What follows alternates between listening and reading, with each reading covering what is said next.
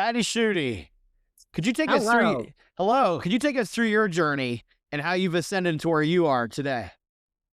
Yeah, my journey is rather unique, Graham. If you would have said to my younger self, going to college to get a mathematics degree of all things, that I would end up one day being a presentation strategist for businesses and solo entrepreneurs of all shapes and sizes, I wouldn't have believed you, but that's where I am. And life is a unique journey. And I summarize it as I was curious. And when something presented itself in my lap, I'm like, I think I can figure this out. And I'll say yes. But my journey really went from always being in front of some sort of audience and doing some sort of presenting, teaching, training, rather that was in a classroom, a big stage, direct marketing, in corporate America as a presenter manager was actually a title I had, all the way up to VP of professional learning and then running my own organization. But really, in a nutshell, if you need to stand in front of an audience and get a result, that's what I've done somewhere along that presentation spectrum. But my business itself, Graham, I'll just kind of jump to there. People say, well, why'd you decide to start your business? And I kind of giggle and I go, I didn't. One day in 2011, and on the other end was a colleague, and she had worked with me and seen what I had done with presenter additions and up-leveling all the communication and presentation skills of that whole organization, not just our training force. And she's like, I got a new job. I'm an event manager at this conference, and I have these amazing electrical and mechanical engineers. They are absolutely brilliant. They love our product. They love our software. They come to our user conference, and they stand on the stage, and their brilliance just doesn't shine, and I need your help.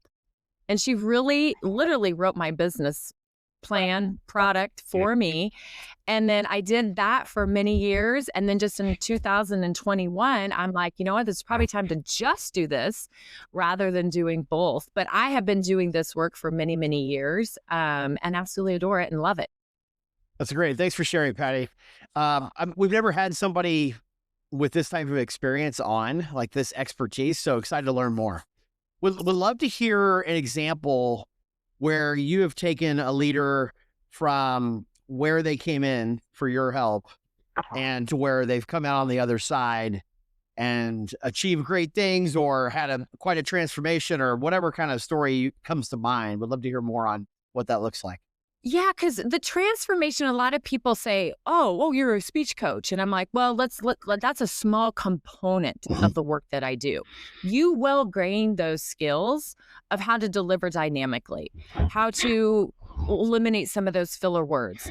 But that's a subset of the bigger picture. The bigger picture is I work with a lot of subject matter experts, a lot of brilliant startup CEOs. And I'll actually steal a quote I heard from them is so many thoughts are going through their head that they feel like a blender with no lid on top sometimes. And I'm like, I totally understand that. I mean, I myself am a mathematician and had that mindset. And what needs to happen first is clarity and strategy. And so that's where I start with my clients. So to give an example, there was an amazing mathematician who came up with this software. I worked with them a handful of years ago, and they came up with a software that they could put on 3D printers that would take a print job from days to minutes. Wow. And it was absolutely amazing. And I got a phone call because one of the marketing people had worked with me at a conference and knew what I did and had seen the transformation that I made in some of those speakers just in a short time from where they presented last year to when they worked with me the following year. And she had me come in. We did a 2-day workshop. And at the end of it, I said, clarity, clarity, clarity, clarity. What are you going after in this one moment? And you can only go after that one thing. What are you trying to influence? What kind of result are you trying to attain? And we went through the clarity phase, and then we talked about their delivery skills. And what was really fascinating was that in 2 days, he had slowed down how he was talking.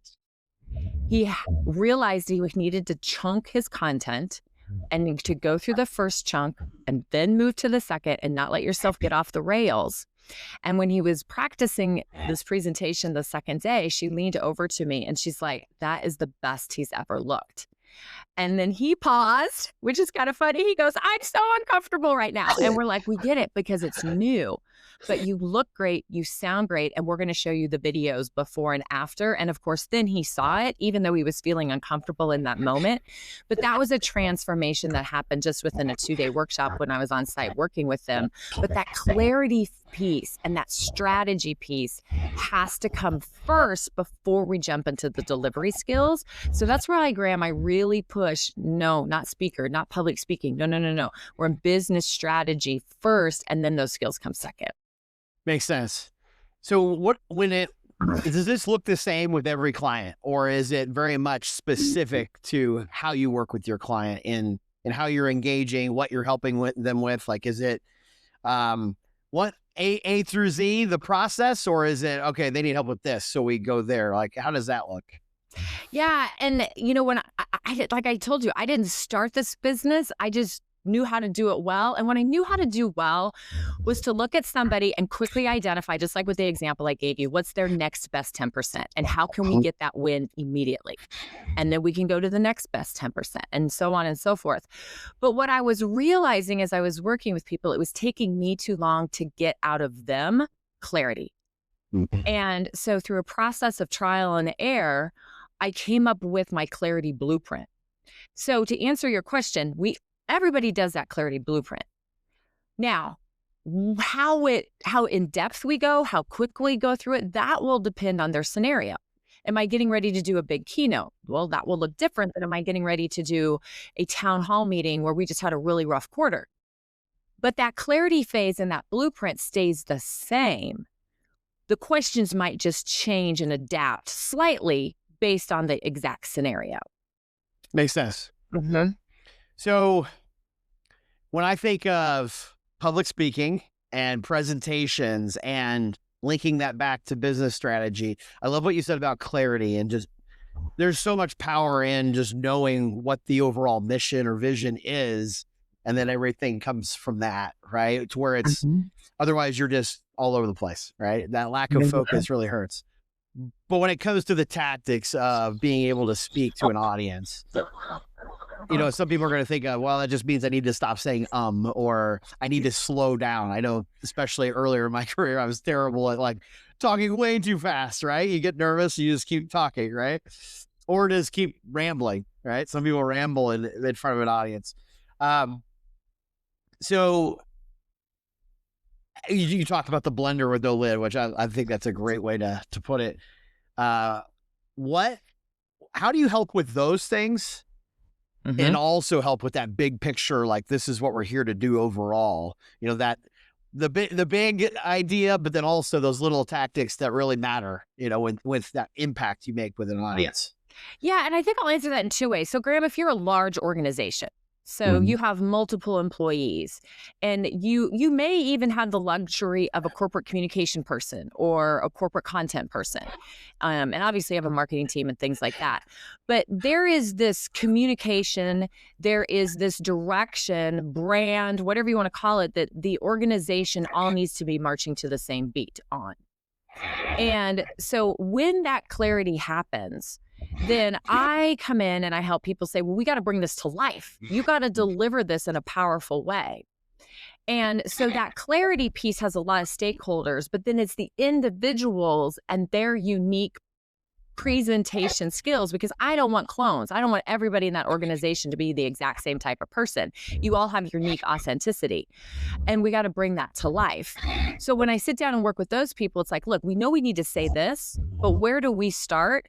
And what a lot of people probably haven't broken apart is to understand that building your delivery skills, not the writing skills, not the clarity skills, but now I have all that done. I have my slide deck. It's all created, whatever. I've been given, sometimes I'm even given what I have to say. But it all starts with the foundational of words. So yes, it's great that we talk slower. Yes, it's great that we use pauses. But first and foremost, people need to be articulate and concise with their words. So when I say the next best 10%, wherever I start with anybody when I'm working with them is, how clear are your words? Are we using what we're supposed to be using if we're in a corporate Mhm. organization? But are we using words strung together in a way that's authentic for me? Because, Graham, we could work at the same organization. We could say the same thing, but if I say ABC, you need to see ZXY, they mean the same thing, but it's just more authentic when you say it one way versus me. So we start with getting really clear on those words, and then very quickly we move to what you were just talking about, that next layer up. If you think of it like a triangle, that next foundational layer up is our voice variance. It's our speed. It's Mhm. our strategic pausing, but we got to start with words first and then go to that next layer. Got it. And then if they're really powerful, we can get to gestures next, Yes. Yeah. where that all comes together and it's all congruent. Well, so gestures. I feel like I talk with my hands a lot, and some people are either so nervous or just by nature, I guess, they are much more robotic or reserved, where they're just either holding their hands close or, gripping tightly on the sides, right, or whatever. Some people put their hands in their pockets, which obviously is a big no-no, right? So, like, what kinds of things do you talk with clients on that? Like, how do you Yeah. how do you kind of go there? Like, because it seems so natural just to do it. It's weird to do it while you're thinking of it, by the way. But it seems so natural to do it, but it seems very hard to like teach someone to learn that and actually kind of do it naturally on their own through learning. Yeah, so we actually start if they're a hands in the pocket person, I don't let them wear pants with pockets. There Like, you go. it's gone. Like, Yeah, we yeah. either tape them up. Like, I've worked with conferences, big conferences with big speakers. One of my keynotes, I was walking off the stage. Malcolm Gladwell was walking down the stairs, and my keynote was walking up the stairs with me. And he's like, "Why am I following him and not going ahead of him?" I'm like, "We've got this. It's all good." But I've worked with, that kind of stages and all in between. But regardless, no hands in pockets and phone, no wallet, whatever the case may be. Um, so, but we got it just like I was layering with our words. When it comes to gestures, we need to learn neutral. So many people just can't let their hands just naturally hang at their sides, and they don't stay there like you're frozen. But it is okay to just have a neutral stance, just standing casually, knees a little bit, hands are a little loose. You're just moving them slightly right at your thigh level. And then you come up to gesture so they match what's coming out of your mouth. Mhm. And that does take practice and time and energy. Uh, and so that's why sometimes I tell people, we don't go there. You're not ready. And that's okay. Your gestures could just be your hands are slightly just kind of moving a little bit, not big, talking with hands, like I got to duct tape them together or anything, Yeah. but just right in front of you, just casually. So they're not distracting from what you're saying and your voice variance. We'll get to gestures eventually when you're ready. But if they're just people who love to talk with their hands, we really need to work on just bringing them down and bringing them smaller Mhm. until you're ready for those movements to match the verbs that are coming out of your mouth. So, what's the impact that you see with leaders when you go through this process with them? They may have a single presentation or a series. They may give that workshop, corporate speech, whatever. But what's that impact you see afterwards? Yeah, and that's why I actually a few years ago, I'm like, I need a name for this mindset and this workflow that I'm putting them through. And when they put them through, they get amazing results. So I came up with the word resultation instead of presentation. It's a resultation because it does exactly what you're talking about. Is in that clarity phase at the very beginning, we're like, what are we going after and how are we going to measure that we know we got it? And so one of the greatest impacts when I'm working with people and they get to the delivery phase, we're going into that workshop, we're going into that presentation, is one, their confidence is out of the roof because they're like, I know exactly what I'm doing. If something goes awry, I know how to adjust. I just feel so much more prepared and confident, but they've never prepared in the way I've put them through. So a lot of them are like, they just didn't know what they didn't know. And now they look at things differently. But the greatest thing at the end is we sit down and we do a debrief session and we go, all right, we were tracking these metrics. We track so many metrics in business. And we make so many data-driven decisions. But in these presentation moments in our organization, it just kind of makes me laugh tongue in cheek because I'll say, how'd that go? Like, you had a big communication plan you had to roll out. How'd it go? Well, I think it went okay. I'm like, what do you mean you think it went okay? What data, what measurements were you looking at?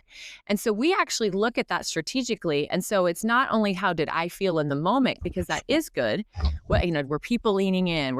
If it was virtual, were they chatting? What were we hearing afterwards? But also, what are some of those key metrics that we want to be measuring that we can go back to say, this is penetrating, this is making a difference.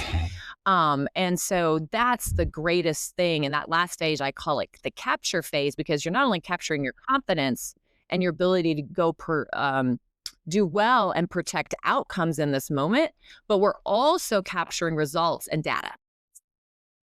So key moments and not missing the opportunity to boost momentum across an organization. Yes. Like, how do you talk with a leader about that to get them to understand what you mean by that? Yeah. So what's interesting is clarity in communication and consistent from any level of the organization. When that happens, people can move quickly. Like, that is a big momentum mover because they know, all right, this is my boundaries. This is where I'm going. We're all saying the same thing. We're marching to the same vision or corporate strategy for this 2026. And so when what I'd love to do if they have them, we pull some old recordings and I said, now listen to this, close your eyes, listen to this. Now write down what were the top thing you said that everybody needs to be focused on for the next 30 days or 60 days. Just the one thing. What was the top thing? And he's like, or she. And sometimes they can't. I said, yeah, there was not that message, that through line, that remember statement. So what is that needs to happen at key moments throughout your business? So at town halls, what's being repeated? When you're going to your strategic partnerships, what's being repeated?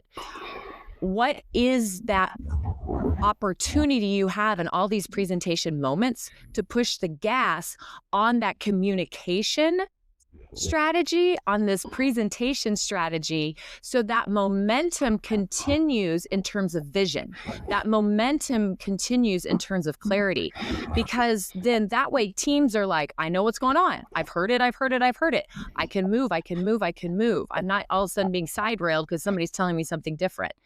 And I think, and I don't think, I've seen it over and over again, but a lot of times in organizations, when we can get the key people that are the bigger communicators around the table first being strategic and going through this process and their presentation moments, that trickles down to the other people in the organization.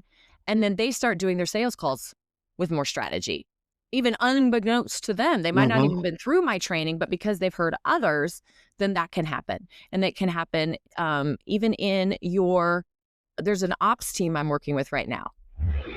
They're the team that's up for the town hall, the all hands for this organization. They're freaking out. They're like, we have never spoke to the whole company and we have to shine on what we do at ops. I'm like, guys, the company would fall apart if you didn't do what you did.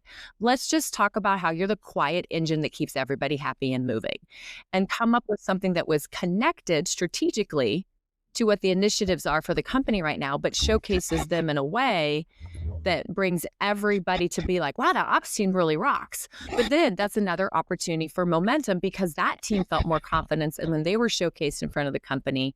So it can happen internally, building that momentum when there's clarity and great presentation moments, as well as externally when you're talking to customers and clients. Great communication is infectious. And a lot of times it's just natural, right? People aren't thinking about all that, right? But when there is clarity and there's the right type of repetition, the right forum for it, you're right. Like, people just naturally pick up on, oh, well, this is how we do things, or this is how we talk about things, or whatever the case may be. I love what you said about operations, by the way, the quiet engine. I like that. It's great. You're talking my language now as well. So one area that came to mind, Patti, when you were talking about all this is we get so, as leaders, we can get so bad at just giving the laundry list, like almost like the organization's to-do list of, A to Z, this is everything we got to get done this year. And people's heads are spinning, otherwise they're asleep. And like, you don't even know what that one thing is coming out of that. So I would love to hear a little bit more on how do you get a speaker or, somebody hosting a presentation or whatever to really nail down that one thing and make sure that it's not obnoxious, but it is naturally repetitious, or however you frame it up. Yeah. So we sit down, and in the blueprint process, they say you have to know your audience, and it seems like, oh yeah, I know my audience, but so many times we know the audience to what you were just saying a moment ago. We know their laundry list of what's what they do, where they are. We don't know, but what type of person are they in terms of how they may learn or how may they absorb information, so then they can take it and go do whatever it is that you would like them to do with it. Yeah. Let's dive down into that, because if I'm going to talk to the ops team, that's going to be different than if I'm going to talk to the sales team. Or if I'm doing a town hall, then I need to make sure that, okay, we have a lot of different personalities. How am I saying things in different ways and in different delivery styles so it hits my people who may be auditory learners, visual learners, whatever the case may be? So one of the key things is we start by looking at the audience, but we look at them on how they absorb information and what type of learning style may they need to most likely increase their probability of doing what we want them to do with whatever that call to action is.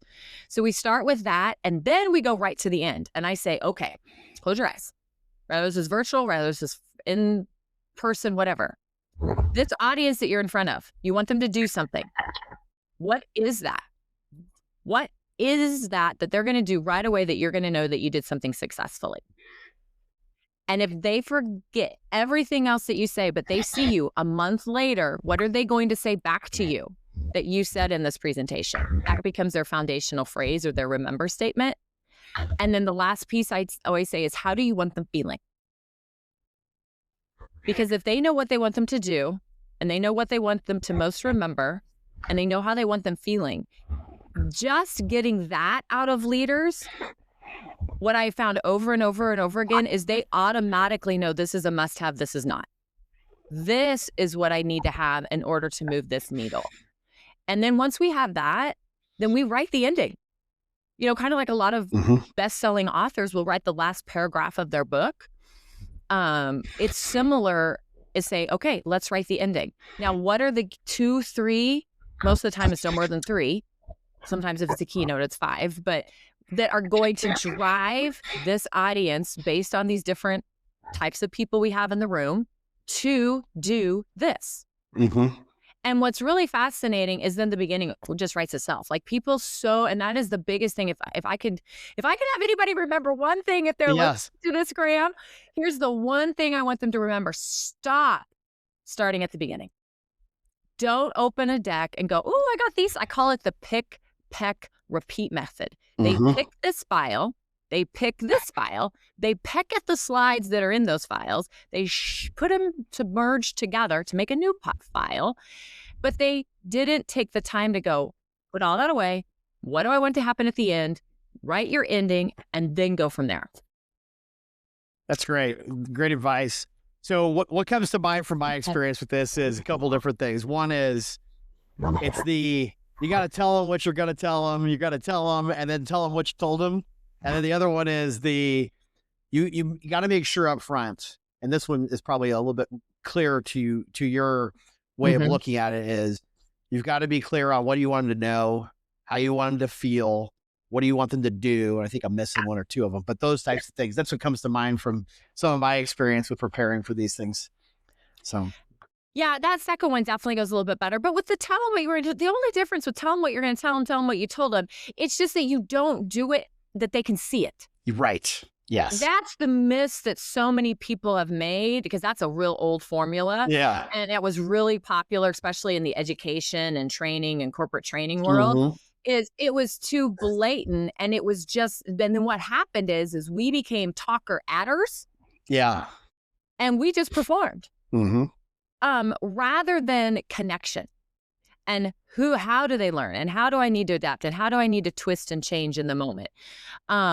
So yes, but definitely I resonate more with what do you want them to know? How do you want them feeling? That formula.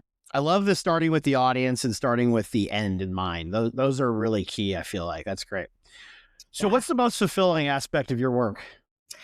Oh, wow. That's a great question. I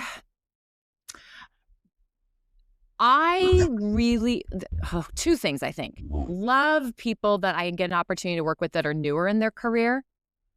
And because they struggle sometimes to be like, I don't have a voice in this room. I don't have the expertise. I'm the youngest in the room. I don't know what I don't know yet. And to sit down with them and say, yeah, you do. And how can we showcase that? How can we build your executive presence, is the word they like to use a lot of times with me. How can we build that so you are taking up the space in the room that you want to be taking up, and that you feel that your voice is heard? So that is really fulfilling. The other part that is fulfilling is just the people that come to me and go, I knew I didn't like this, and maybe it was a quirk they had, or maybe it was when they saw somebody else do it, but I didn't know why I didn't like it, and I didn't know how to fix it. I just knew that I didn't like it. And so I had one client come to me one time, and he reached out to me. We had worked together briefly at a conference, and then he went to a conference. He's like, Patti, they were showing so many slides, and there were so many words for slides. I didn't like it, but then I realized the light bulb went off. I was doing it too, but I don't know how to fix it. Help me fix it. So when they walk away they're empowered. They know what they want to fix. They know why they want to fix it, and they know how they want to fix it. And that just fills my heart with joy. That's great. What's one thing that you've seen with leaders that have either struggled or failed?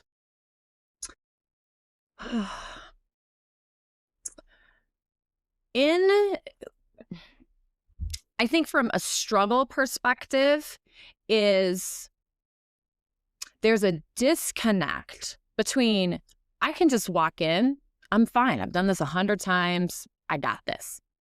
And when I hear that, or anybody that works with a lot of speakers or works in the space with me, rather they do it in conferences, rather they do it in corporate communication, they know that when they hear the words, I do this all the time, we cringe.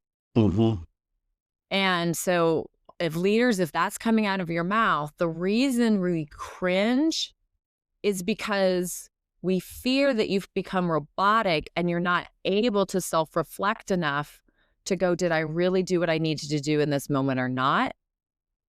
And to be honest, when I'm a speaker coach for conferences that have hundreds and hundreds of speakers, and I'm working with the event manager, they'll give me a list of what they call the problem speakers. And unfortunately, they get on that list because that came out of their mouth.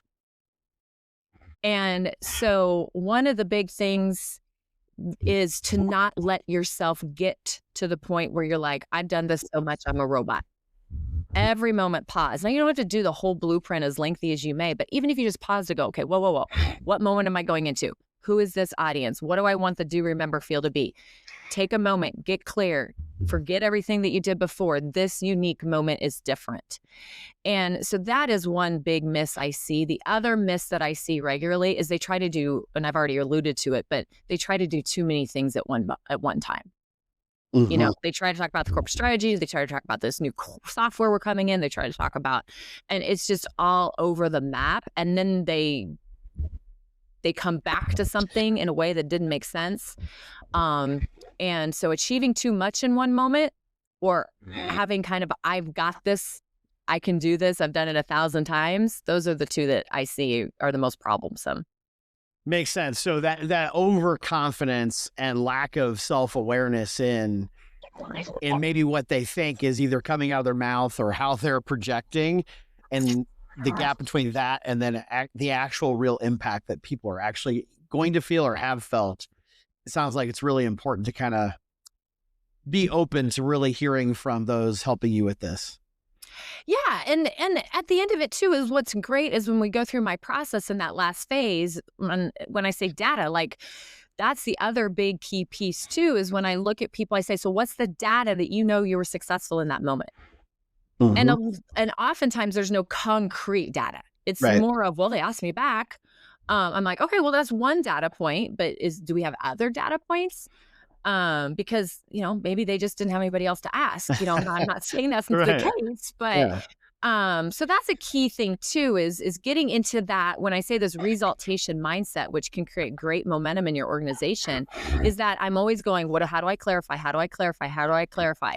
And there is a create phase. Like, do I need slides? What do I need that's visual or to support me? But then in that capture phase, it's what we've been talking about now, is how do I go deliver and how do I sound really articulate and communicate well? But then how do I really know that I'm doing something because I'm strategically tracking results?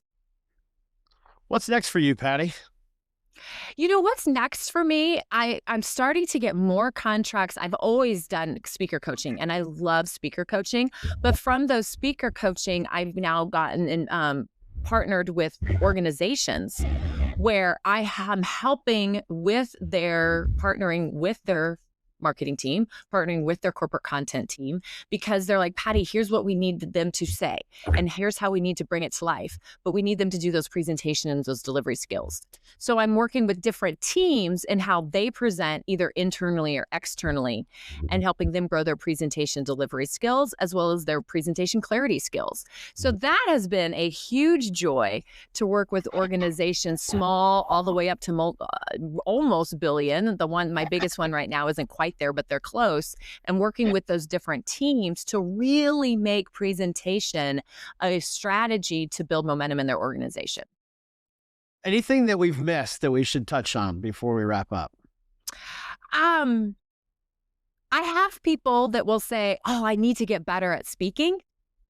And I will want them to say, great, but when you go look for somebody, make sure that somebody understands the business world of presenting, because there's a presentation spectrum. We've got comedians and keynotes and MCs on one side where all the spotlight's on them, and there's really not a big cognitive or thinking load on the audience. The audience is like, oh, that was entertaining. Then you go all the way to the other side, and you've got facilitating, you've got training, you've got teaching, and there's a huge cognitive load on the audience because they need to change their skill set. But then we have this business world in the middle. And that business world in the middle is where we're going after some sort of result, and it's a back and forth and that human connection piece, and it's kind of messy. And how can we help get clarity around that? So if you're going to go ask somebody, please make sure that they know the world that you're living in and they're not just expertise on the edges of the spectrum, because there are a lot of times people that are experts at keynotes and things, but when they come into the business world, it doesn't all apply, or they don't have that years of experience. So that's one of my big pieces of advice that I'd like to end with if people are looking for this type of skills and this type of support. Great. Before we wrap, what do you want those you've worked with to say about your impact on them? Do I want them to say? Yeah. Well, gosh, you can go to my website and read what they say. One of my favorite quotes was a gentleman, and he's like, oh, I wish I would have met you 30 years ago when I started my career. And I said, why?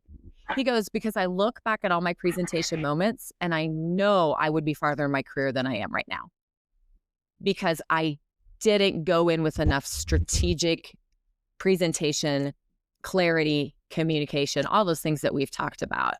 And I had another client in Dubai, and he reached out to me and we worked together for a while, and he messaged me again and he goes, Patti, I have only been at this organization for, I think he's now been there 6 months. I'd have to go back and look at the date he gave me. He's like, I already know I have them beating to a better drum and more momentum than my last place I was at when I first met you, because what you taught me, I've now taken over. And because I've switched from one company to another, I can clearly see the difference.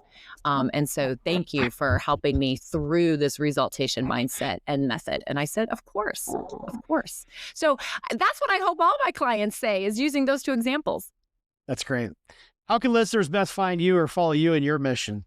Yeah, my website. And so it's B, all spelled out, no fancy spelling, but it's brilliant presentationgroup.com, or you can always Google Patti Schutte, Patti with an I, and you'll find me that way. And learn more about me right there on my website. At the very top, at the very header, at the very top of the website, there's a free micro course you can take advantage of, and there's a Let's Chat button. And when you click that, you don't go to my sales team. You literally get me. That's something that's important to me, is when we sit down and talk about your unique presentation needs that you may have, I want to make sure you're talking to me and make sure we can say what makes the most sense for you. But that's the best thing, is go to my website. It's great. Patti Schutte, Be Brilliant Presentation Group. Thanks for being on today. We appreciate it. Thank you, Graham. Great conversation. I enjoyed it. Definitely. Take care.